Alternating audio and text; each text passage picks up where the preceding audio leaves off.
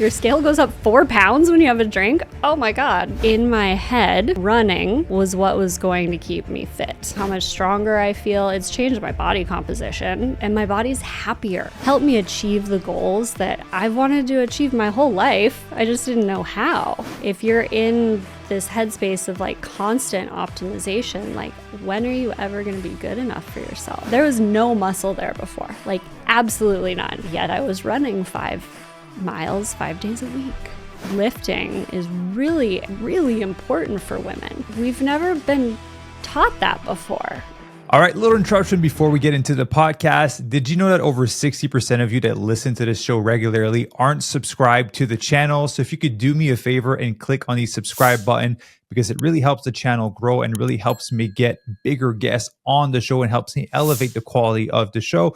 So again, I run these episodes ad-free for that reason, because I want to give you the best experience possible without any interruption. So this is my little interruption right here. So if you could do me a favor and subscribe, click on the notification bell so you can be notified when the episode goes live. I appreciate it very much. Enjoy the episode.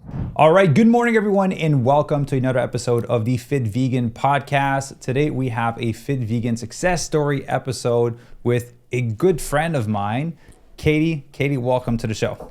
Thank you so much, Maxim. It's so great to be here. Yeah, I appreciate you driving down. Because you drove down all the way up here to record with me today. Yeah, no, it's my pleasure. I wanted to make it happen. Came down from Mammoth and then was in Mar Vista and then came to Thousand Oaks.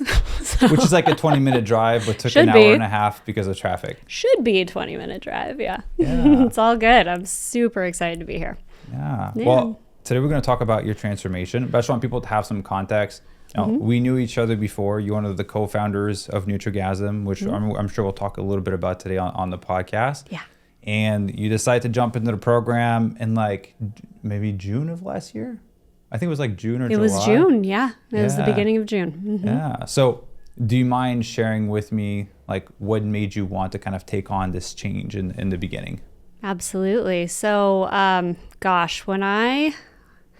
last year in May, I had very low energy. I mean, just generally speaking, but I think May was like the culmination of, okay, there needs to be a change. Yeah. Had really low energy. I was pescatarian, so I haven't had red meat for like almost a decade. It's been a long time. But I ate a lot of fish and cheese, a lot of dairy. And I would say more than anything, I was eating like crappy vegan food. That makes sense. So like the junk food, the convenience. Yeah, exactly. The impossible meat. Exactly. There's a plethora. There's every type of vegan fake food that, you could ever imagine. Yeah. And so there was actually a lot of processed food in my diet, even though I was predominantly plant-based, with the exception of fish sometimes, but I did eat dairy. And my skin was suffering, and I could see it whenever I had dairy. Like I would see a change in my skin. It was really interesting. And I started learning about fish and how it's really hard to and almost impossible to find like very clean, healthy fish, right? And then my workouts, I'd been a runner for about 10 years. Yeah. And in my head, running was what was going to keep me fit, right? Yeah. I was going to ask, were you running for the joy of running or to trying to like stay lean, basically get leaner? Both. I really enjoyed it. I always, I got the runner's high and it always made the rest of my day better. But also psychologically, I was like, this is how I'm going to keep my body how I like it to be, right? Yeah. And this is the way. There is no other way. But my knees started hurting. I ended up tearing my meniscus. And I was just kind of at this like point where I didn't know what to do. I just kind of felt stuck. I knew I wasn't feeling as great as I could be. I had also lost my mom a few months before that. And so, there was like compounding grief, and then fitness and nutrition not being, where I knew it could be. Yeah. and just all of these things. So I remember actually Noah, because we like you said, we knew each other before. And so the program had been in my awareness for a while. And my husband, Noah, was like, why don't you do this? Like with that, and he's vegan too. Yeah. And I hadn't really like seriously thought about going vegan. And then, I started talking to you and talking to Ivy about it and just becoming aware of how it could really support my energy levels, which was the biggest thing for me at that point. And so I decided to give it a shot, and honestly, like, it's changed my life. I couldn't be more pleased with the results. And just, I think my program actually ends on Sunday officially, I saw that. Which is crazy. But it's changed how I operate. Like, I stopped running. We can go into all, I'm just rambling. I'm sure we'll go into all of this, but, it's just like, it's sustainable. So just because my program ends on Sunday, like, everything's going to stay the same as how, I'm eating, how I'm working out and everything. So, yeah. Well, it makes me happy to hear that. And, I've shared with some people that I was going to interview you, and like some people know that, and I've said it online before that I have invested in Nutrigazm. Yeah. And so when I said you're getting the program, I was going to interview you, they're like, did she pay for this? I'm like, yes, she invested her own money. Oh, she was committed to it, right?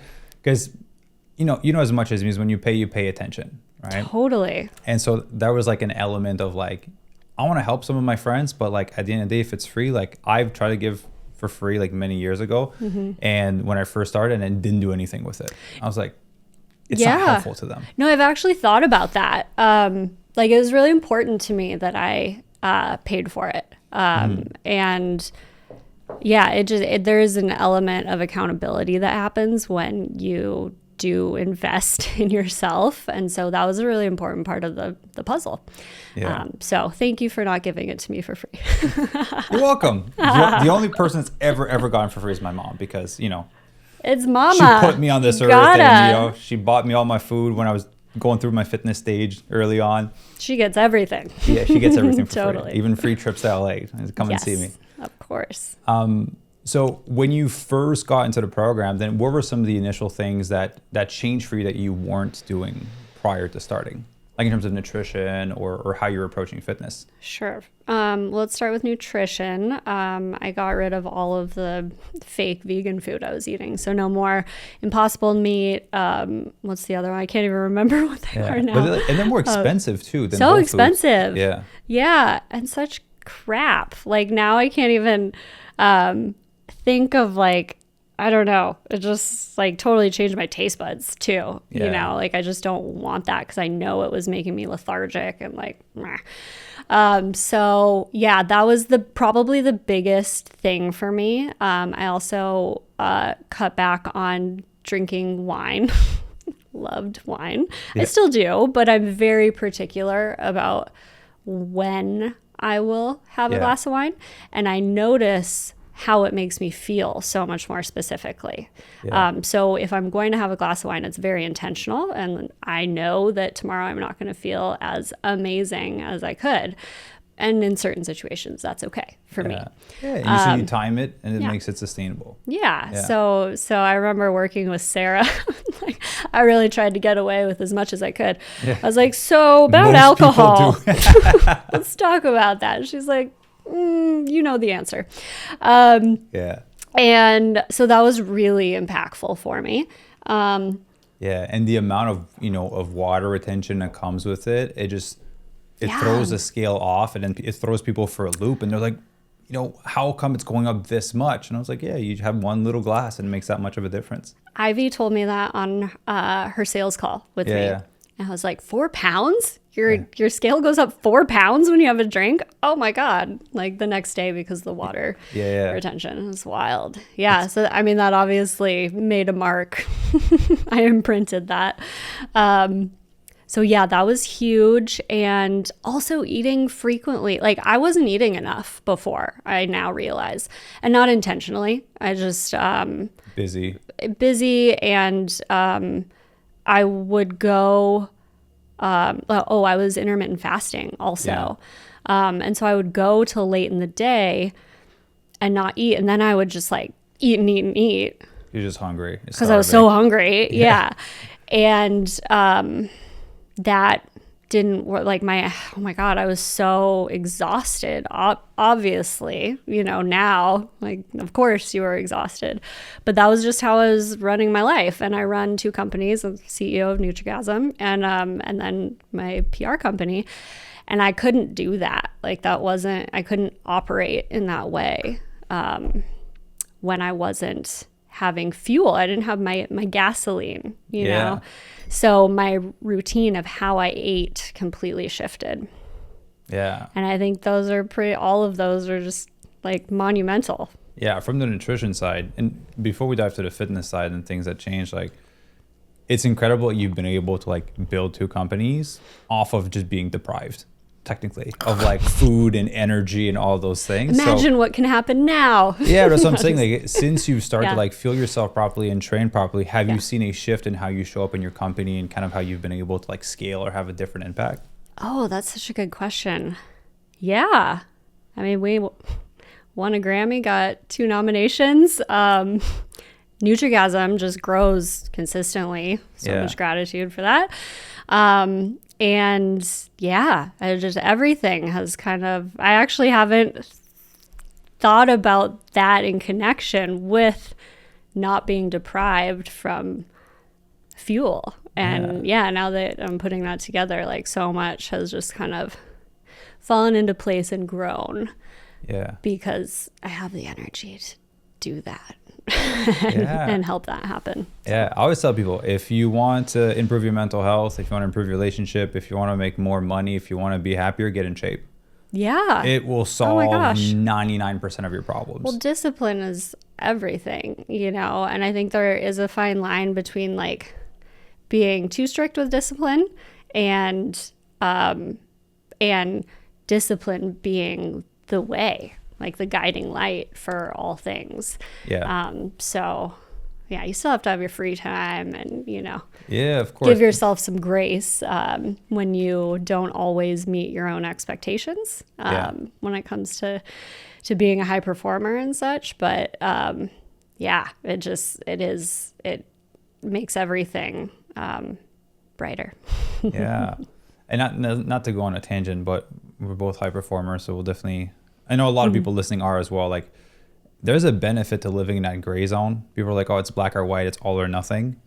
But it's like, well, I set these expectations for being perfect with my training and nutrition, and then you're not. What most people do that are high performers will go on the complete opposite side. They'll be like, fuck it, I messed up the whole thing. Yeah. And it's like, well, I can live in the gray and being like, all right, cool, whatever. I ate this thing and I wasn't supposed to, and not the end of the world. I'm just going to get back on track with the next meal. I missed my workout today because I was busy with work. Cool, no big deal. I'll just do it tomorrow.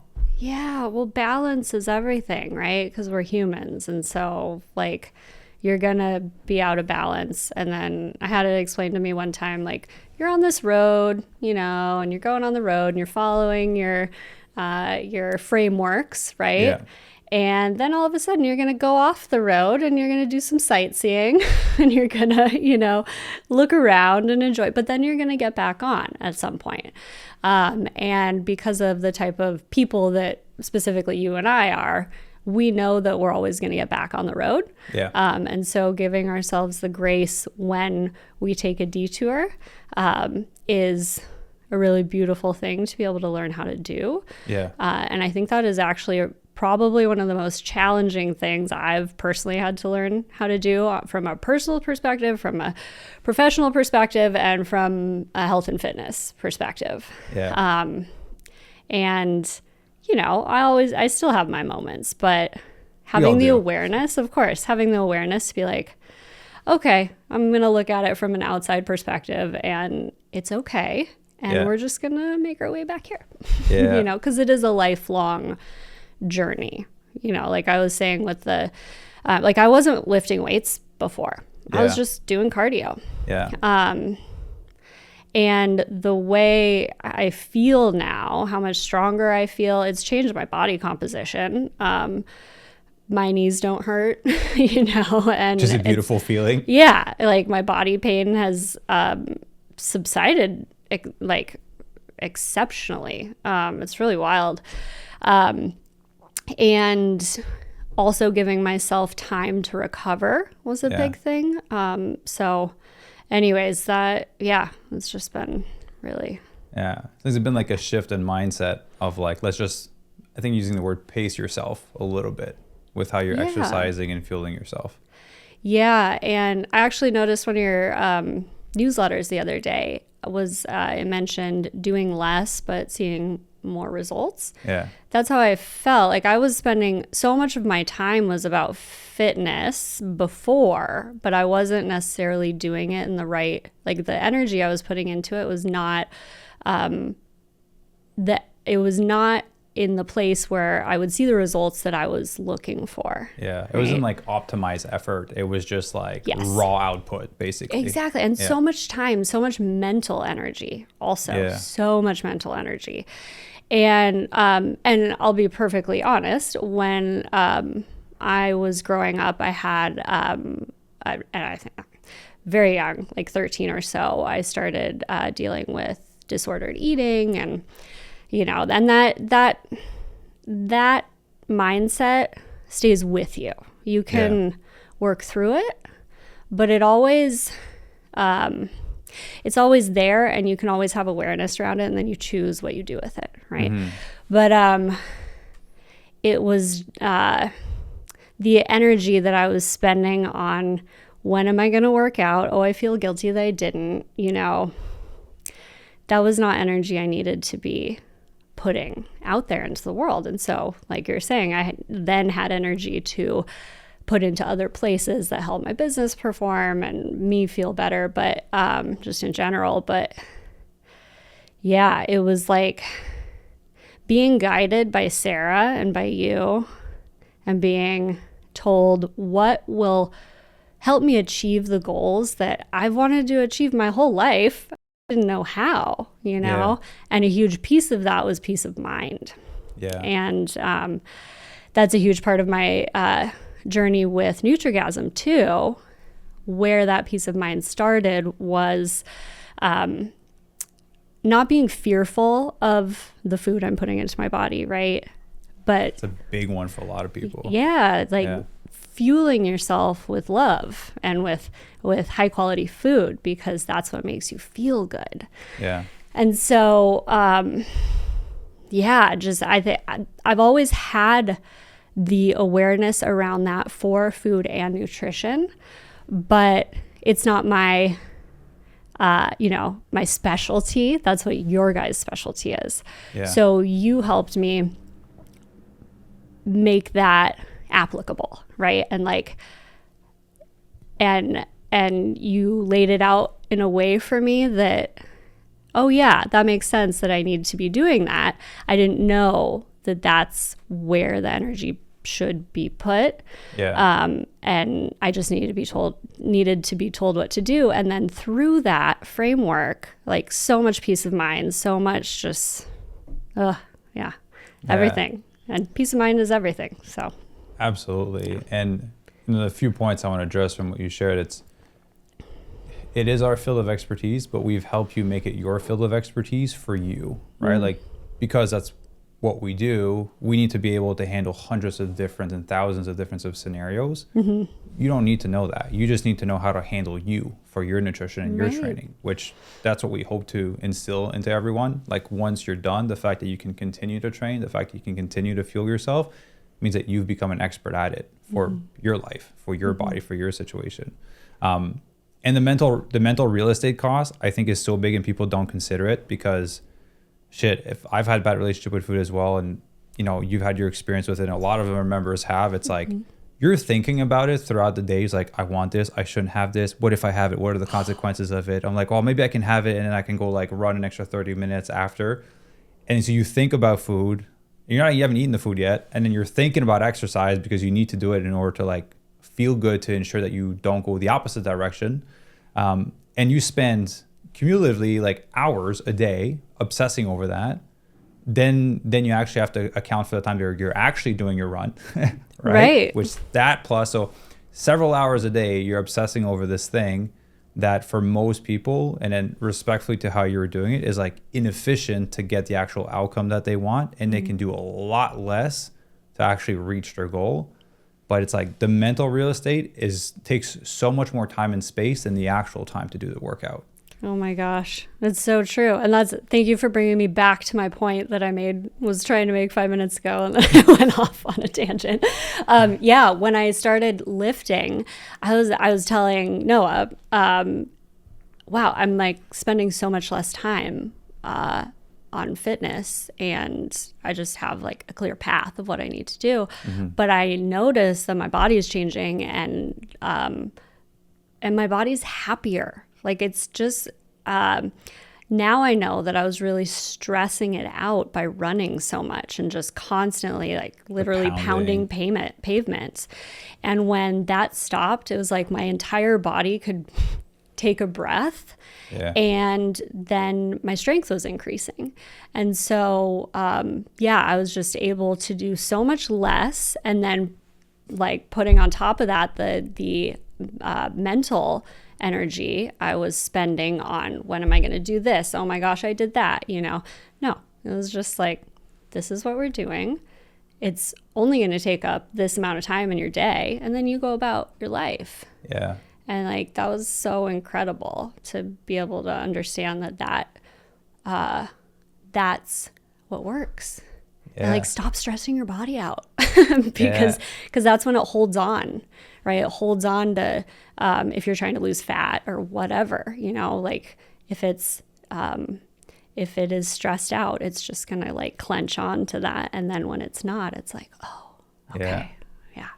Here we are. How hard was that disconnect? And I'm going to use like a business analogy to kind of drive it home. People always talk about working in the business versus working on the business. And that's the goal for a lot of entrepreneurs. I'm at the place now where I'm now working on the business.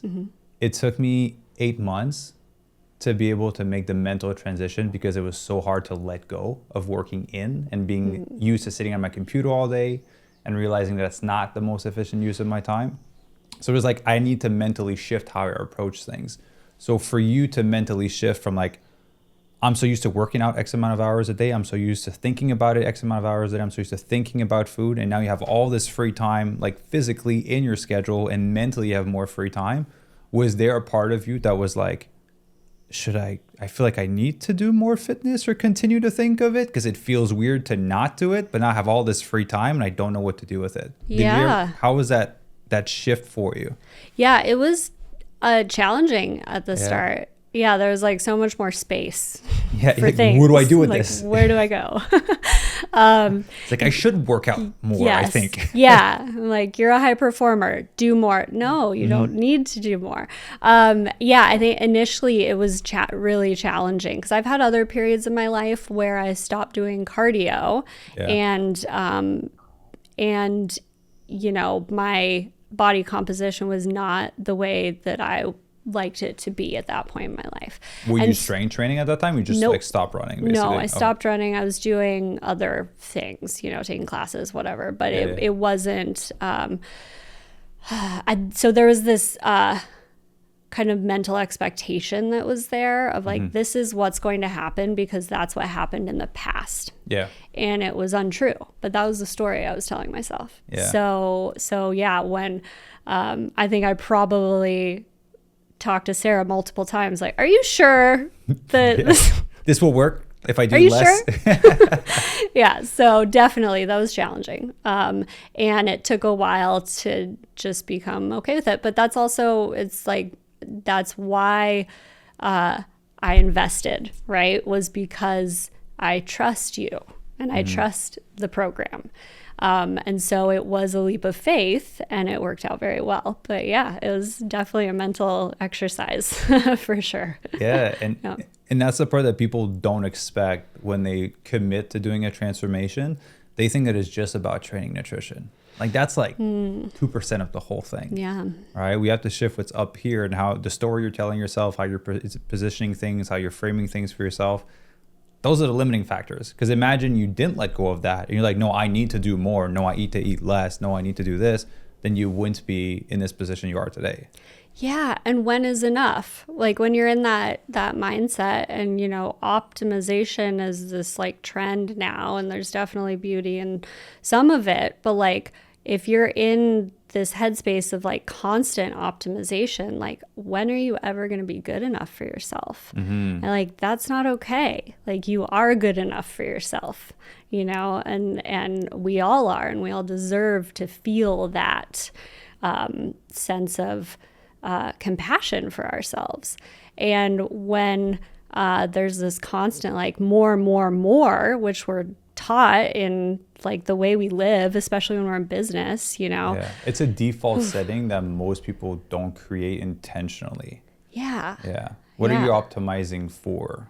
Right. Yeah. Optimizing for enjoyment of life?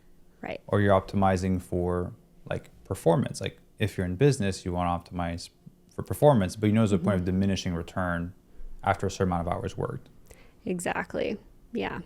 Yeah. And also I think something that's really important to think about, which I know this was for me in business and everything. It was like, what are you trying to prove?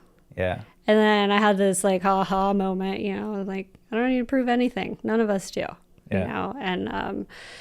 And the point is to feel good and feel happy and to be content with yourself. And that's a big word. Which one? Happy, content? Contentment. That a lot of people struggle with.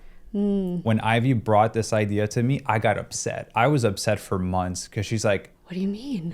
Like, when are you going to be content? I was like, I don't know, when I get to this place. And I was like, I couldn't define when I would get to that place of contentment. Yeah. And then she planted that seed, and I worked on it for 2.5 years before I finally wrapped my head around it. But I was so angry the first time. I was like, what do you mean I'm not content? Tell me more. I want to hear more about this journey. But it was just like a business thing in terms of like revenue and impact. And I was like, well, once I get there, then I'll be content. Well, she's like, did you ever say that in the past of like when you got to X amount? And I was like, yeah. Like, are you content now? I was like, no. And then I'm like, you're not going to be content once you get to that place. So then I had to like do a lot of deep searching internally and undo a lot of stories that were being told to be like, oh, I actually am content.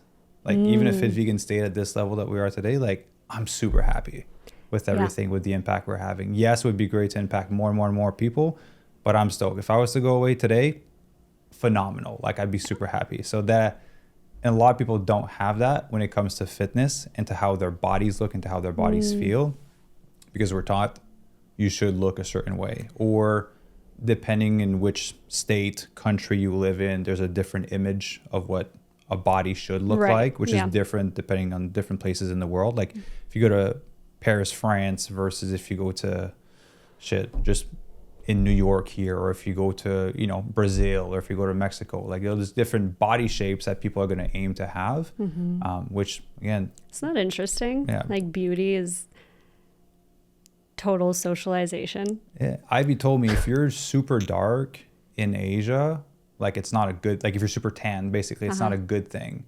She's almost like, because that means you're working in the fields and you're poor and you have to work outside. If you're really like pale or like whiter skin, then that means you're inside basically. And I was like, everyone here wants to be super tan. I want to be tan. Oh my gosh. Yeah. Depending on where you're from, it's so different. So yeah, the idea of contentment with your body, I think if you can wrap your head around it, it's a beautiful thing once you get there. Absolutely. And I think part of being human is we're never going to get it right. We're never going to get it done, right? Like we're always going to be thinking about the next step. There's just a huge difference in needing that next step and like grasping for it for whatever that reason is.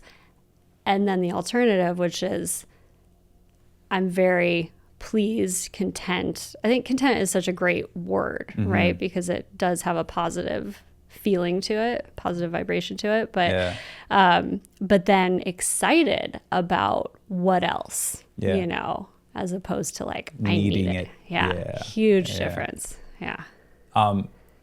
Let's go back to the fitness part conversation. Again, this is gonna be a great podcast. We're gonna talk for a long time. So you started strength training with a proper routine and regimen and plan for, I think, the first time in a long time. Have you ever done like a pure strength training program before? I have done, I've had a coach, his name's Sevi Mangrum. He's incredible. But we did a Is it fitness. Sevi? Sevi, yeah. Mm-hmm. From Venice? Yeah. I met Sevi. Yeah. He's a cool guy. Through us or? Through Seb. Okay, yeah. Yeah. Oh my God, Sevi, he did a tobacco ceremony at our wedding. Like he's family, and so he was my coach for a long time. And he absolutely incredible. He's also like a therapist. Like he's just and we did a fitness program that actually I did prior to our wedding, and it was wonderful. But it wasn't heavy weights. So I think that was a huge difference for me. I had never done weights in a way that the goal was to lift more and more.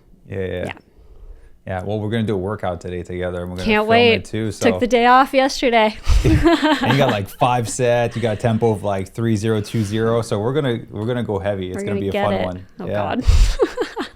So when you started, at what point did you start to notice a difference? Because you made a lot of nutritional changes. You've cut out some of the vegan processed food. You went pretty much like whole food, plant-based. You started strength training. You cut that on the cardio. You gave your body a rest. Mm-hmm. When did you feel like a pivot along the way? Let me think about that. I think it was towards the end of summer. And that was where, I personally felt it. And then I was getting comments as well. Mm-hmm. And so that's when you're like, oh, really? Because you're looking at yourself every day, right? Yeah, so it's hard to see that change. And then you're like, oh, okay. Great. So I think it was towards the end of summer last year. Yeah. And then and I wasn't losing like pounds and pounds. I didn't need to lose pounds and pounds, right? Body in my specific situation. Yeah. And I did notice I actually lost a few pounds, and I like to the point where I haven't, let's see, I weigh 144 currently, and I'm 5'9", and previous, like that's what I weighed at my lowest, mm-hmm. like regardless of what I was doing, And then I got down to 140. I was like, what is happening? Like, and I wasn't even trying. It was so funny. It was like over Christmas. I was like, what is, like, this is the last thing I expect over Christmas to happen. Yeah. But it was great. I felt really good, and it was kind of, the word that's coming to me is effortless. It wasn't because I was doing the program, but I was just following the framework, right? Yeah. And I wasn't spending the mental energy on anything. So when I got on the scale, it was like 140. I was like, holy, whoa. Like I haven't seen that number high school. Yeah. Literally. Middle school. I don't know. Like it's like it was not something I was expecting. And then I think now I'm 144, and that happened when I started lifting heavier. Yeah. So I'm very pleased with that number. And I don't see it as, and I know it's not like gaining weight in like weight that I don't want. It's because I'm stronger. Yeah. Muscle. And that's great. But also I just feel really great. So that's what matters. Was there any fear, apprehension in strength training? Because we often hear, it's like a thing online that like women are afraid to lift weights because they don't want to look like the Hulk or whatever.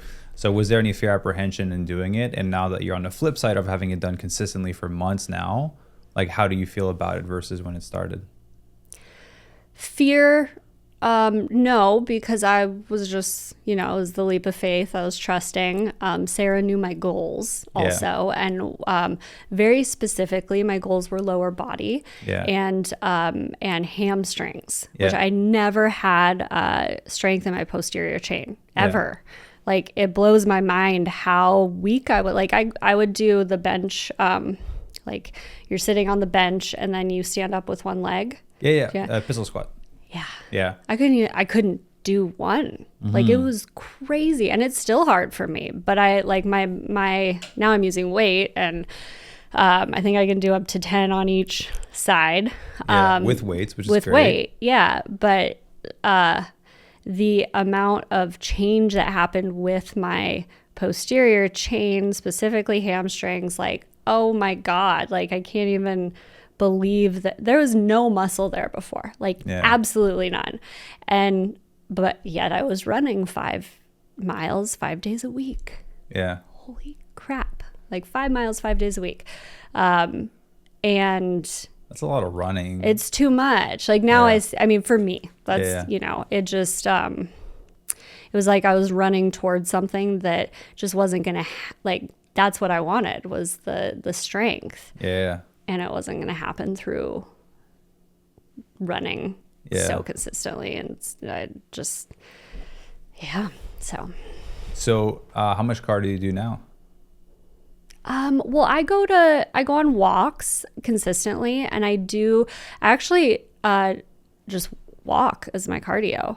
Yeah. And I try to get my 10,000 steps a day.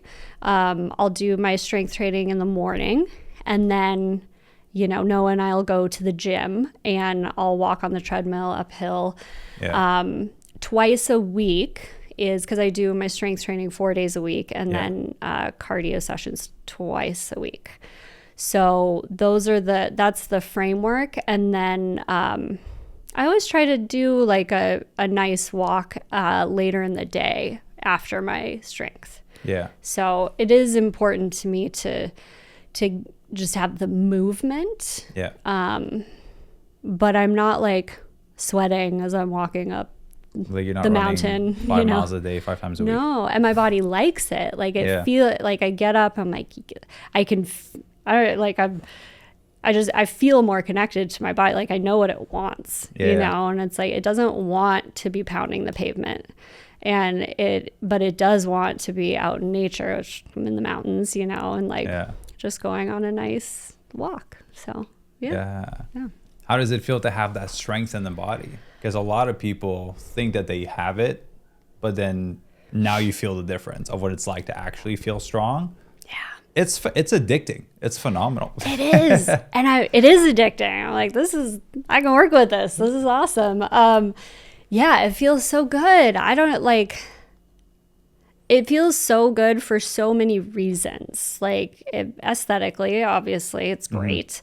And I don't know, there's some source of like peace that comes from being strong. Like, you know, you can take care of yourself. Like, also, like my mom had osteoporosis, you know, that's very common. And so just getting more education around how lifting is really important for women. Like the best thing for bone density. The best thing. Yeah. And we've never been taught that before. Yeah. You know, like it's always been, unfortunately, and really something that I get really fired up about. It's like, how small can this woman be, right? Like, how can you take up less space? It's like, no. Like, take up your space, be loud, and be strong, and be healthy, you know. And the way to do that is to make sure your bones are strong, and that's through lifting weights. So it's just a total like re-education for myself, and I'm so happy that strength training has become popular, right, for women too, and now that understanding is there, because you know in the 90s it's like, if you're not a size 0, like who are you? And like that's just so those people have bone issues now. Oh my god, it's so terrible. It's strength training, there's no downsides to strength training, like at all, right? If you do it properly and safely, of course, you can get injured picking up a water bottle from the ground. Like, so yes, you can get injured doing some strength training if you don't do it properly, but hormone balancing, building lean muscle tissue, combating sarcopenia, combating osteoporosis, like so many wonders to it. Totally. And health and fitness should be about feeling good, you know, and feeling good internally, not how you're perceived externally. Well, I was going to say something because you mentioned earlier that it was like towards the end of the summer, you started to get compliments and like comments from other people. They're like, hey, you look great. I think there's such it is a reinforcement. It does feel good to hear it, but I think it's important to hear it when you're doing it right. Because I've heard often of like women being like starving themselves and doing absurd amounts of cardio, and then they're losing weight, and then everyone else is like, oh my God, you look so great, and blah, blah, blah. And now they're like, oh fuck, I have to keep up with this minimal calorie, extreme amounts of cardio so that I can continue to look this way because I'm getting validation for looking this way. So for you to get it when you're eating good amounts of food, good food, training less, training properly, you're getting those validations. It's like, oh, cool, I can definitely continue doing this versus having to do this absurd thing that most women do that end up getting validation. So I try to, if I talk to someone and I see that they're looking great or that they've transformed, I'm going to talk to them to try to figure out what they've been doing. And if they've been doing something stupid, I won't give them compliments because I don't want to offer a reinforcement to continue doing that behavior. But if like, I've been strength training, I've been eating more protein, been eating more plant-based, I'm like, you look phenomenal. This is great. You look so strong. Totally. Yeah, you got to be careful what you reinforce. Oh, I'm so happy that you are saying that and like have the awareness around that and are putting that into practice. Because that is my story, honestly, like for so much of my like 20s, right? Yeah. And I caught myself the other day talking to my really good friend, and she had lost some weight, and I said to her, and I wasn't thinking about how she lost weight. Yeah. I said, you look amazing. Yeah.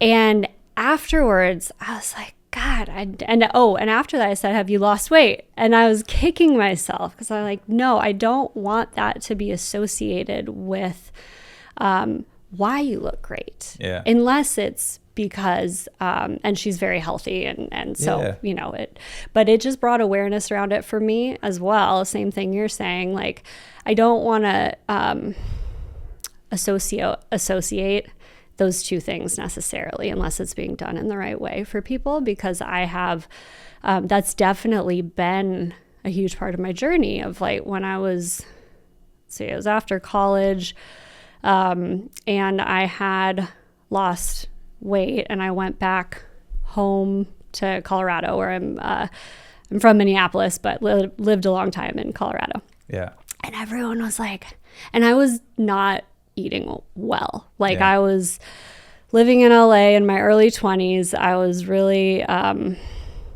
it was about the vanity. It wasn't about the health at that point. Yes. And thank God that I learned how to grow out of that. Right. But, I went back to Colorado and everyone was like, oh, you look so good, and, that stuck with me. And that was the thing that really, it was actually pretty, I don't know if traumatic is the right way to explain it, but like that was imprinted. Yeah. So it was like that point in my life, this is the story I was telling myself. I looked the best at that point in my life. Mm-hmm.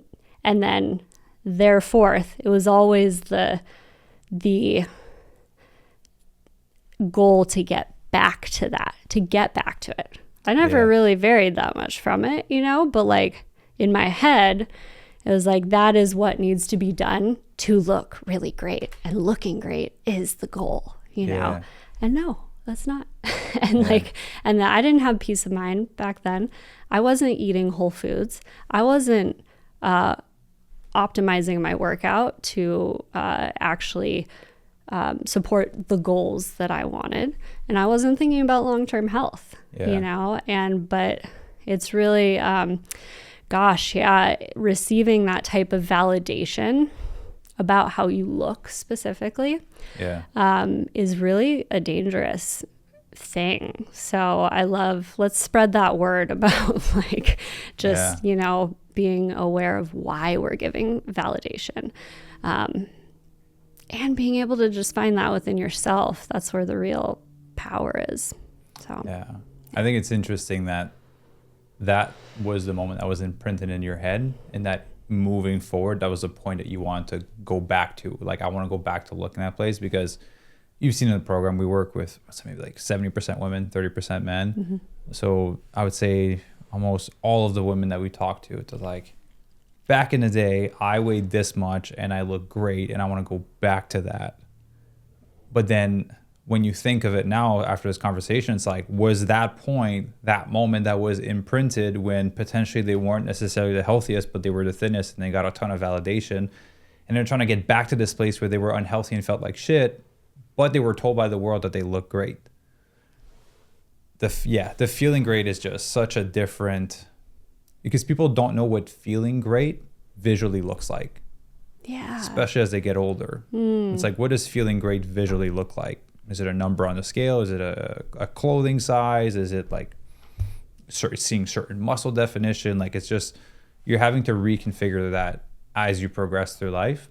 But very common that people have this moment imprinted in their head of like, I want to go back to when I was like 25. There was one dress that I fit in this really special event. And a lot of times it's like, yeah, I didn't like eat barely for 2 weeks to fit in that dress, but like I looked great. Right. Like, the context doesn't resurface. You don't remember that part. Yeah. And I think also as women, you know, we're taught, look as young as possible. Be, you know, you're when you're younger, that's like your prime time. And when you get older, you know, you're not going to look as good. And what? Like, that just isn't true. But that's literally what society just ingrains. Yeah. I think it's changing a bit. But I think historically we've been taught that going back is always better. Yeah. And that's not the case. Yeah. I get so fired up about that. I'll share this because, you know, Ivy looks beautiful. You know Ivy's real age. It's never been revealed online anywhere. So if you Google it, there's a bunch of different. So Ivy, I know she jokes about it because some of her friends does a lot of like injection and Botox and all that stuff. And she's like, oh, well, if I did this. And I was like, oh, hell no. I was like, you're just going to age beautifully. I'm like, even if you have wrinkles, whatever, like I find it beautiful. Like I'm not trying to get you to look like 25 forever, which you probably will anyways. I know. I'm not trying to get you to look 25 forever. And it's the same for me. Like, you know, I'm a white guy. I'm going to look 50 in like 5 years. You know what I mean? Like, it's not going to take too long. But I like it. I like when I smile, I like the creases. And in LA, people are trying to get rid of all these lines. They're trying to adjust everything. I was like, man, I like getting older. It looks beautiful. Like, there's just character to depth. It. Yeah. Like, yeah, I think of myself when I was 25. I'm like, oh God, I don't want to go back to that headspace, that like, no, it's a never-ending game. And shit, we're in LA. Like, you go to Beverly Hills, all these women look the same. I'm gonna just say it. They'll have the same lip job, nose job. They're just like a replica of each other with slight variation. It's crazy. Totally. And why are we taught that we're not good enough by nature? You know, and I mean everybody, not just women. Like, let's learn that we're perfect the way we are, and we don't need to change it. And I'm not saying this to be cheesy. Like, I actually do this. Everyone's beautiful. Like, yes, you can have physical traits that you personally find more attractive. But if you just sit, like, you go to a public space and you just like sit there and then look at people walk. If you look at the overall aesthetic of how they look, you might be like, maybe not. Like, yes, maybe no. I don't know. But if you just stare into people, if you look into people's eyes, and you can see like the kindness of who they are. They're a dad, they're a mom, they're a sister. Like, you just look into people's eyes. Like, you can see the beauty in everyone. And like, it's wild. I don't know if everyone's actually done it. I do it all the time. No, I completely 100% agree with you. And that's such a wonderful exercise in finding compassion for everyone too, you know, and understanding their journey. Like, we all have pain. We all go through things that, you know, if your best friend went through it, you'd really feel that compassion for them. You would understand them as a human. And there's so much beauty in that growth, right? And those experiences, whether they're joyful or painful. And I love that you do that, because everyone is beautiful. Everyone deserves to feel wonderful in their own skin. Yeah. And and I just want to say, Ivy, who I just love her so, so, so much. And I've literally thought about this. Yeah. Like, how did she look so incredible? She's so joyful. She's so like, yeah. At least from what I know of her, what I've experienced from her. I'm with her 24/7. So joyful, so is a childlike energy. Yeah, in love with life, you know? And like, that's such an incredible, like, I feel blessed to be around it, that energy. I'm sure you do too, you know? And like, hell yeah, that's what's keeping her young. You know, if you are enjoying light, or one of the things that keeps her young. But you know, like, just joy and happiness and contentment, like that does so much, even physically, for yourself. Yeah. And it does a lot. And she's 100% like that, like all the time. I knew it. Yeah. And that's what I told her when we first met. I was like, I love that you're driven, and to be fair, because of her age, usually when a lot of people get to her age, they tend to be just a bit more jaded by life, and there's not as much joy or as like zest for life. And I was like, I love you still have like a childlike energy at this point. Yeah. It's something that's hard to keep as you kind of get, you know, hooked by life and punched and tripped. Oh my God. It's a hard thing to keep, but she's managed to do it. Oh, I was just so like, I admire it so much. I mean, this past, I think it's been about 2 years now from when my mom was diagnosed with ALS, and because I've always been a really optimistic person just by nature. And I'm very grateful for that. It's not something I've had to try to do, right? Yeah, most high performers are, because you have to. Yeah. And this past couple of years is just like put my heart through the ringer, you know, and I've learned so much. I've become a completely different person, which is, the word that's coming to me is great, but like there was so much pain that I had to go through, right, to get to that. But in all of that, being able to somehow, you know, we all make choices. And at some point I made a choice. I don't know, I think it was subconsciously, you know, because when you're really going through it, you need to be authentic to your emotions too, right? I'm definitely not saying when you're grieving, don't feel your grief. Definitely, you know, you have to feel everything. But it's hard to sit in 24/7.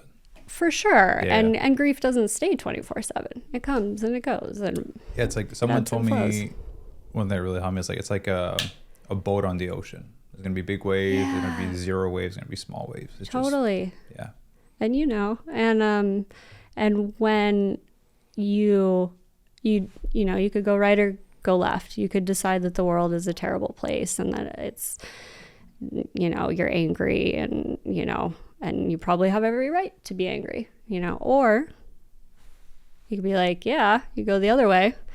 I have a right to be angry. I'm really sad. I feel, I'm feeling depths of emotions I didn't even know I was capable of.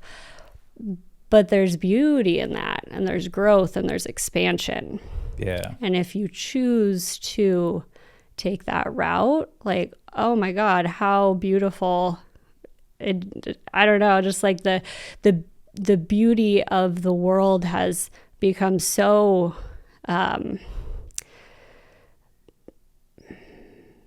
it's what's the word I'm looking for? Magnetized is coming to me. That's not what I'm looking for though. Like, it's just you're just more become so present.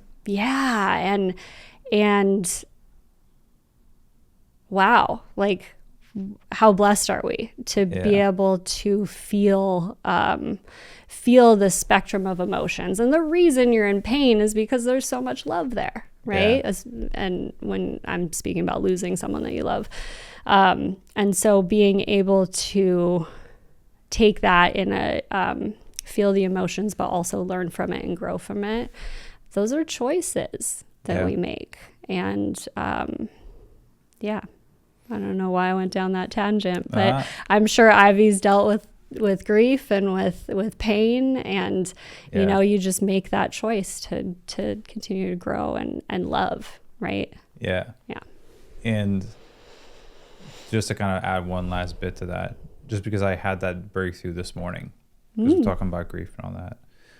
So when I was 21, I was a hippie. I was hitchhiking, sleeping on couches, doing all that fun stuff, and then met my late partner late 21, and she got diagnosed with breast cancer, and that started like the whole next chapter of my life. And I've been telling Ivy for the past, like, since the beginning of the year, I was like, I'm so happy. Like I'm weirded out by how happy I feel. And then this morning I woke up and I was like, oh, I figured out, I know how I feel now.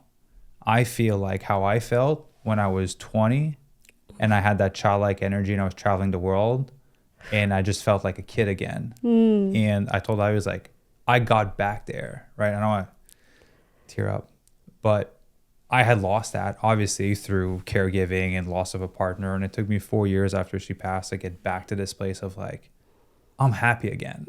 And this morning I woke up with that and I was like, oh, that was this morning? This morning. Oh my God. So I told love that. Ivy, it's like, it's fucking cool. I thought I had lost it forever. That makes me so happy and excited for you. And I can totally relate about feeling that spark. Just kind of like, it's, and kind of not realizing it was gone until it comes back and you're like, oh my God, I'm awake again. Like I feel enlivened. I feel that passion, that spark that I just hadn't had in years. And that came back to me through, well, what I was sharing with you is my family are all performers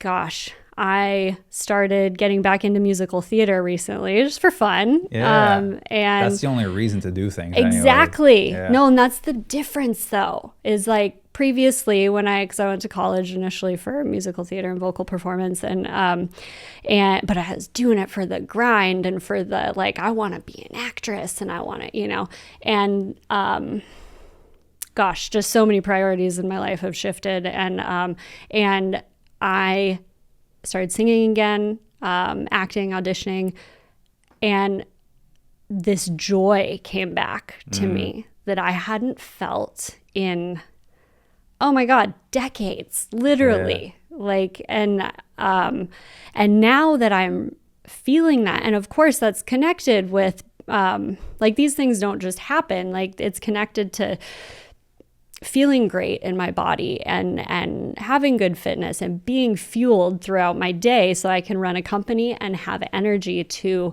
do other things I'm passionate about, right? Yeah. And so when this spark came back, I remember it was so cheesy. I was watching Wicked. Yeah. And it's a good movie. I'm obsessed. Oh my God. I've watched it at least 12 times. Yeah. I'm obsessed. And yeah, it was like this reawakening for me. Because I grew up around music. Like, I lived in green rooms growing up because my mom was a single mom. Yeah. And so I'd go to the theater. We were in shows together. Sitting in the theater, I was like, oh my God, my inner child is like the happiest she's been since I was 12 years old.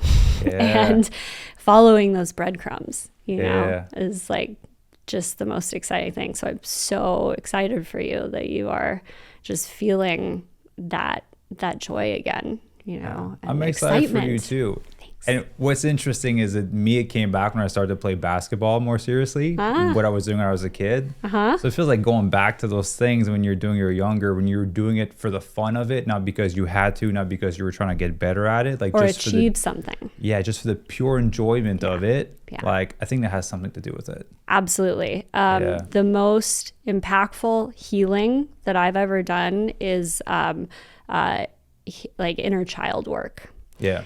And there's something so magical. I literally, on my phone, I have a picture of myself when I was like 5 or 6. And I was just, the energy in my eyes, like so excited about life, like so unapologetic. Like, this is who I am. Accept me or not, I don't care. you know? And I just, that is such a beautiful time in life because you're not dealing with socialization. You're not dealing with pressures.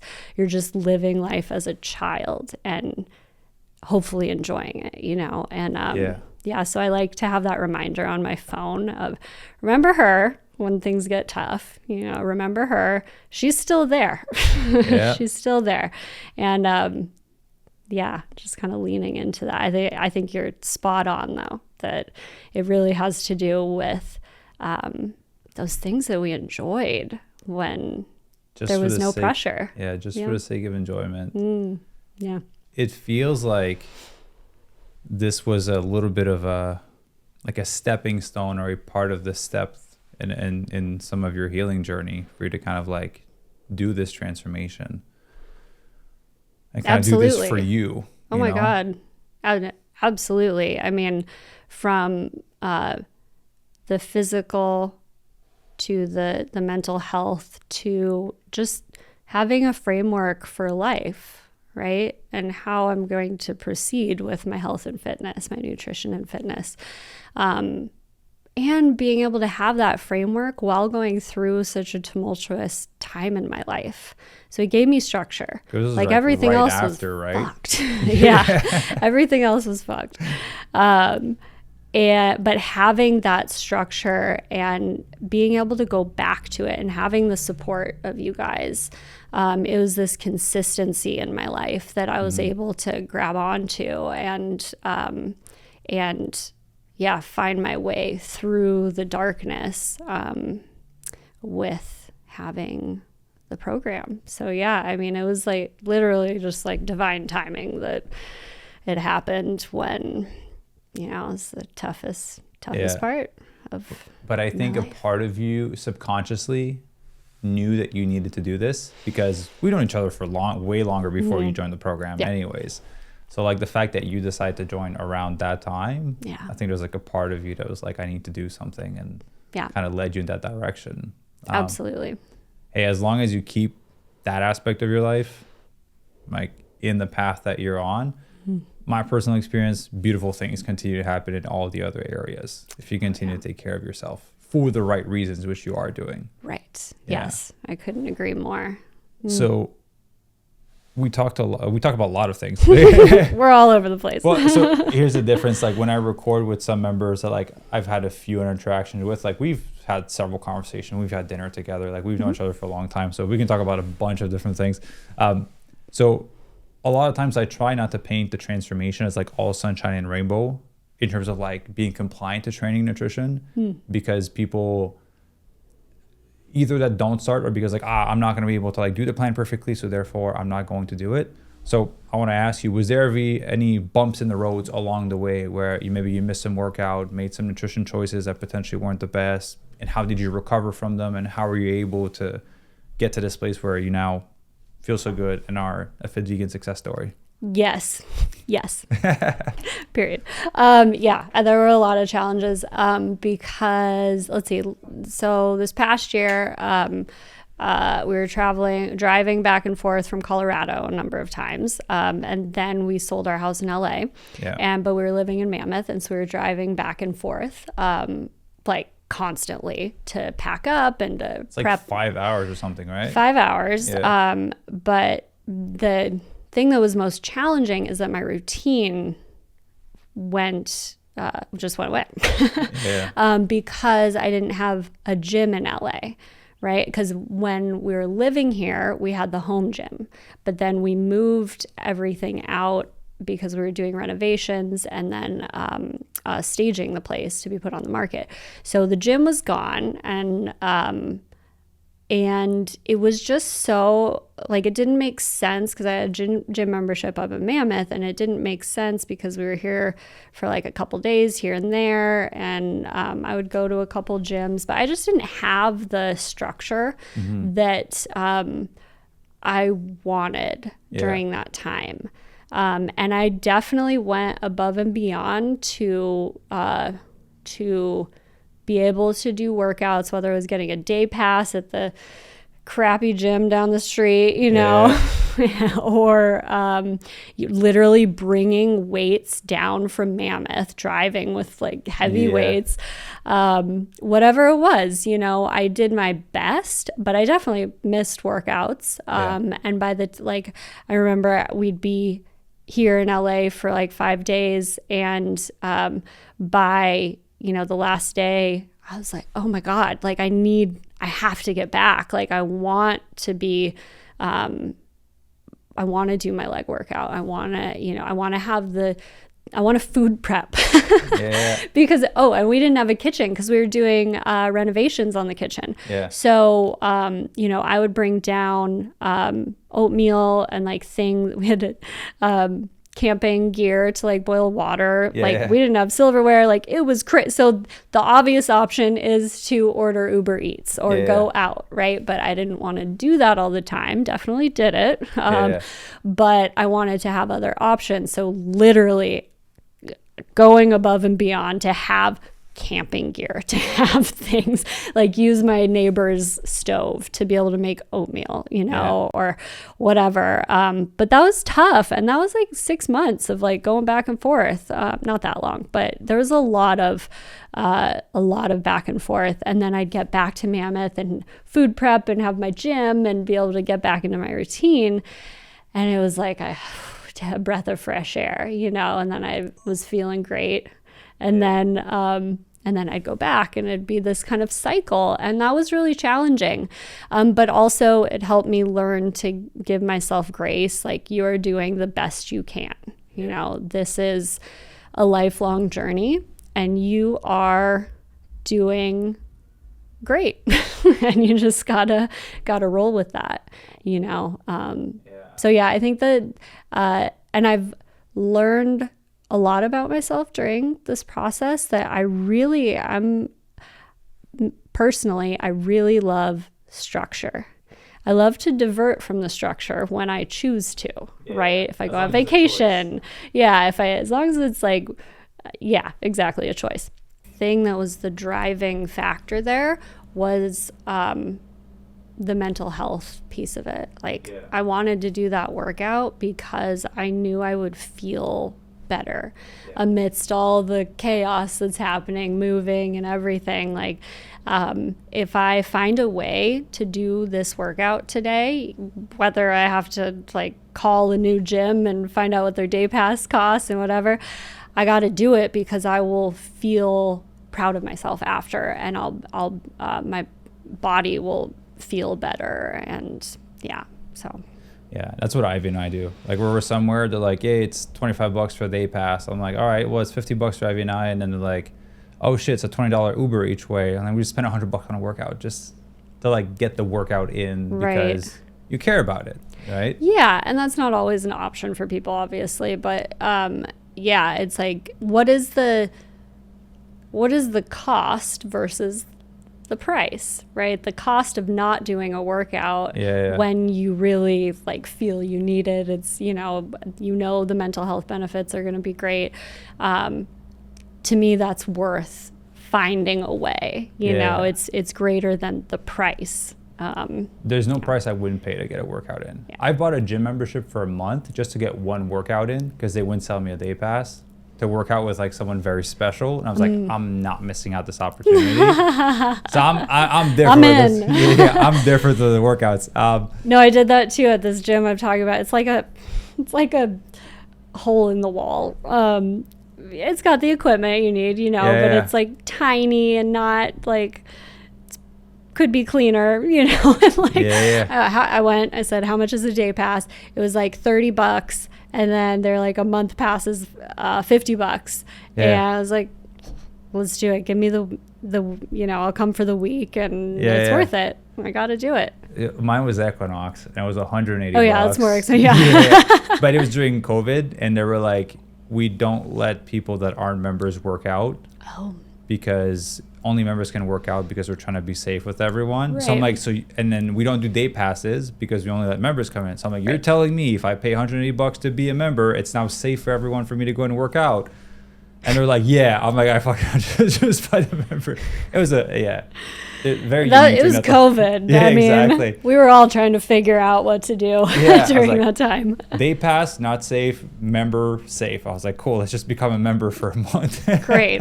Oh, yes. So throughout the program, we talked about this prior to recording. Any favorite recipes that kind of have become your go-to? that you'll keep after? Oh, well, I'll keep a lot of them after, definitely. I really love the chickpea pasta with pesto. Yeah. And I think I made it in a Cuisinart. Oh my gosh. I'm obsessed with pesto. I always have been.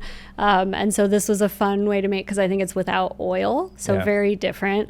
And yeah, I just really, chickpea pasta was brought into my experience from this program. And that's been amazing. I'm Italian. I'm very Italian. And but I've never liked pasta because not that I haven't liked it. I just don't cook it.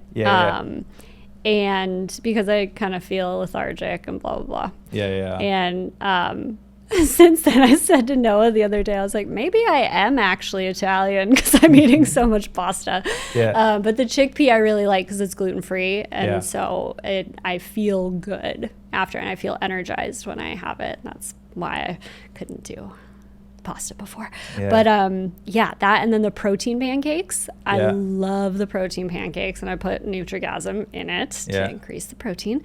And I mean, the overnight oats, there's so much that I just can like pull out of my memory now, which that was something that was hugely impactful for me. Like, I have never cooked this much in my life. I'm not a cook.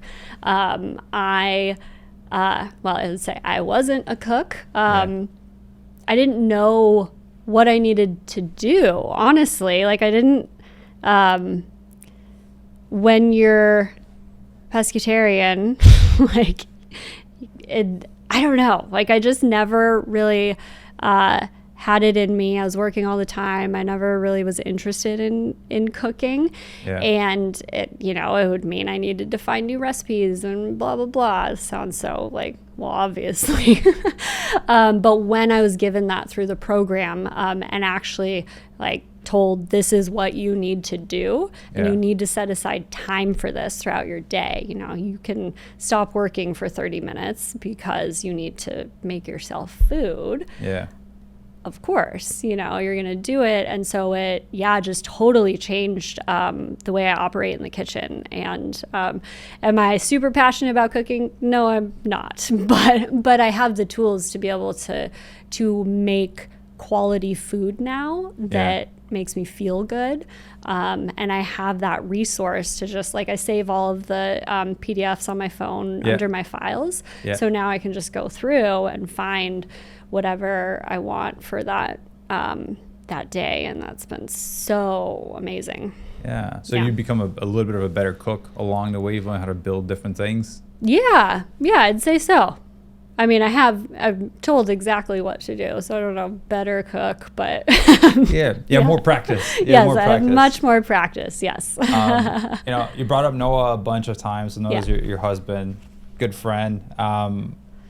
How has Noah what is Noah's thoughts and comments about your progression along the way? How has that been for him to kind of see you transform? I mean, he's been like, oh my gosh, your energy, everything. He's also benefited from me cooking more because he's an incredible cook, and he usually did a majority of the cooking in our relationship. And he, I'd make double of a recipe, and initially I started off like, this is my meal plan. I need to get used to it. Make your own food. And then after a couple months, I was like, okay, I can make double of this and share. And so it kind of blossomed into this, because we never have done, we never sit down and eat together. We're very busy. We're doing, we will be standing at our countertop and eat together, but we're not setting the table and so we started to do that, and I would be making enough that I had, leftover, the meal prep for the next day, and then enough for him. And it was just a really fun, change the way that we kind of operated. But he, oh my gosh, was complimentary. I mean, I don't think I realized that my body was changing again, because we're just always looking at, and I remember the first time he was like, your body composition is just changed. Like, and in a really, you know, he's like, I love you however you look. And so I just want you to just be careful want to share. How you compliment. He's no, and he's super aware of that. And, and almost to the point where I'm like, babe, just say it.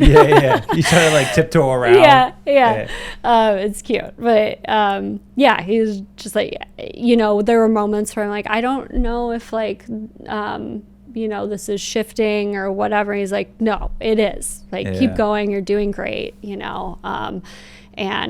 But he's definitely noticed the energy, like, as a main point from the entire thing. So, And I think one thing I want to point out as well is, like, you've still been able to run 2 companies, meal prep, work out, have a healthy relationship, move and travel a ton along the way. So you handled a lot. Sold 2 houses during this time. So you've handled a lot of things, which usually there's people excuse like, I'm too busy, I'm running one company. Like, you know? Yeah, totally. Thank you for acknowledging that. I think probably the reason I'm able to continue doing those things is because I have good food and I have the structure to be able to have the energy to do those things, as we said before. Do you see that time more as an investment or a cost? Because I think a lot of people see it as a cost. Like, I'm too busy to prep food and work out because I'm doing this thing. And it sounds like you're like, oh, if I do this, I'll have way more output once I have this healthy food. Oh my gosh, yeah. I for both fitness and nutrition, like, I have to do my workout in the morning. It wakes my brain up. Like, that is how I'm able to then sit down at my computer and do what I need to do. And yeah, with nutrition, the time that it takes, it's just, honestly, it's just putting it into your schedule. You know, I'm very calendar oriented.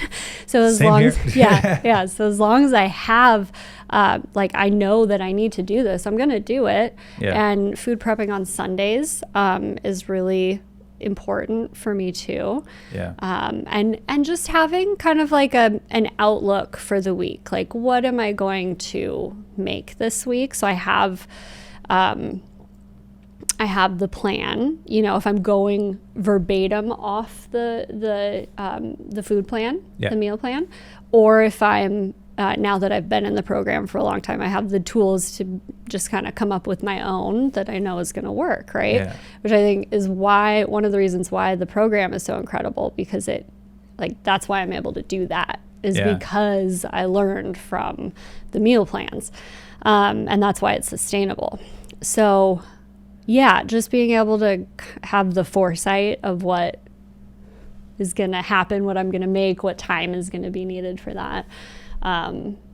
It's definitely, there's no price or that, or costs. Like, it just has to happen. Otherwise, the rest of the stuff isn't going to happen that I have to do. And now you're going to transition to kind of being a little bit more on your own and kind of like, you know, be cooking the food and all that. So before we wrap up the podcast, I always like to ask these questions to members. If you had the opportunity to talk to Kaytee, you know, 10 months ago before she started the program, what is the lesson that you would pass off to her at that point to make her end up where you're at right now? Just do it. Like, don't think about the amount it costs. Like, everything, it's so worth it. Like, it's going to change your life.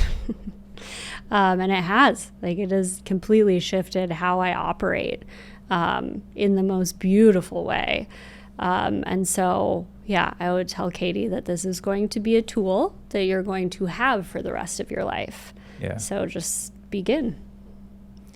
And for the person that is at the beginning of their transformation, that is wanting to improve, what are pieces of advice that you would pass off to them to be successful, that you've learned on your journey?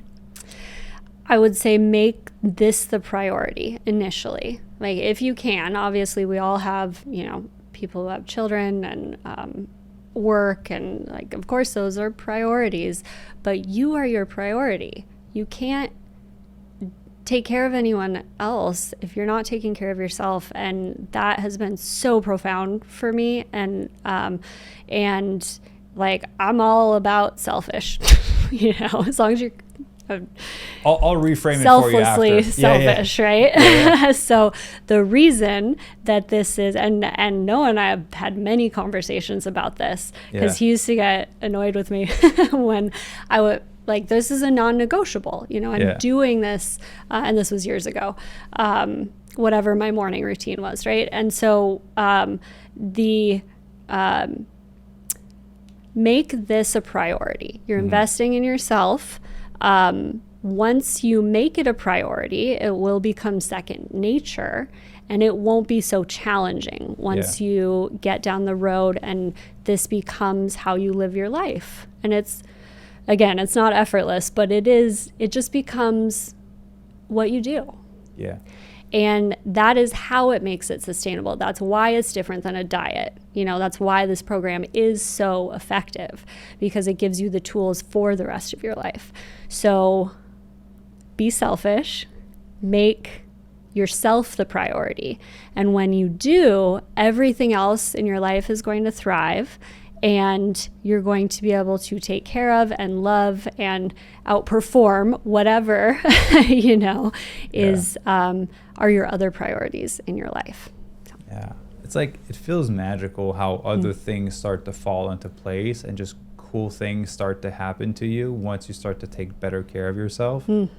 And just to help with the reframing of selfish, because I always like to tell people it's selfish for you not to take care of yourself, because if you don't, and this has been proven by history throughout the world, if you don't take care of yourself, eventually you get sick, and then your children or the people that you spend taking care of are now forced to see you suffer and take care of you. And then now you're making them suffer by you not having prioritized yourself. So it's actually selfless for you to exercise and eat healthy, because as you get older, you will be able to spend that quality time with your kids, your partner, whoever, and they won't have to see you suffer, and they won't have to take care of you. They will do it because they love you. I've been a caregiver, you've been a caregiver, you're always going to show up, but it sucks to see someone you care for suffer. And you don't want to put your kids or your partner or whoever you're putting first through that. And so it's selfish for you not to take care of you.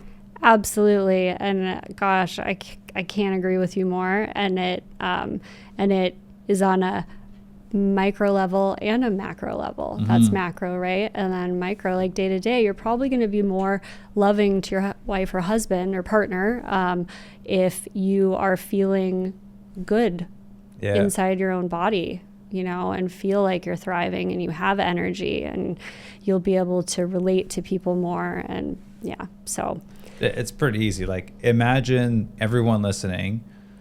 One scenario, you've slept 4 hours, you ate a bunch of junk food, and you're groggy and your body's sore. The other one, you've slept 8 hours, you ate whole food, plant-based, your body's feeling awesome, you feel like Superman or Superwoman, and then your kids come to you with, they just want to bug you for a little bit. You're more likely going to be snappy on 4 hours of sleep and feeling like shit because you ate crappy food, versus you had 8 hours of sleep and you're feeling good in your body. Absolutely. Right? You're going to parent very differently. You're going to respond to your partner very differently. You're going to answer emails very differently in your career, which, will lead you in different places depending on how you email. And there's a ripple effect to all of those actions. Yeah. So it all starts right here. Yeah. Awesome. Well, Kaytee, I appreciate you. Again, we've talked about such a wide variety of things, but I think people got a lot of value from it. I appreciate you for driving out here and just being so genuine and sharing authentically. And I know a lot of people are going to be inspired by your story, a lot more than you think. Aww. That's usually what comes out of these episodes. People are like, my stories is like normal. And I'm like, yeah, but there's thousands of people listening. Like, so many people are in the same boat as you were. And I'm going to be like, damn, if Kaytee can do it, I can do it too. Well, I appreciate you so much, Maxim, and thank you for providing this resource for me and for changing my life. So, thank you. You did all the hard work. Awesome. So, everyone, thank you very much for listening to this episode, and we will see you guys in the next one.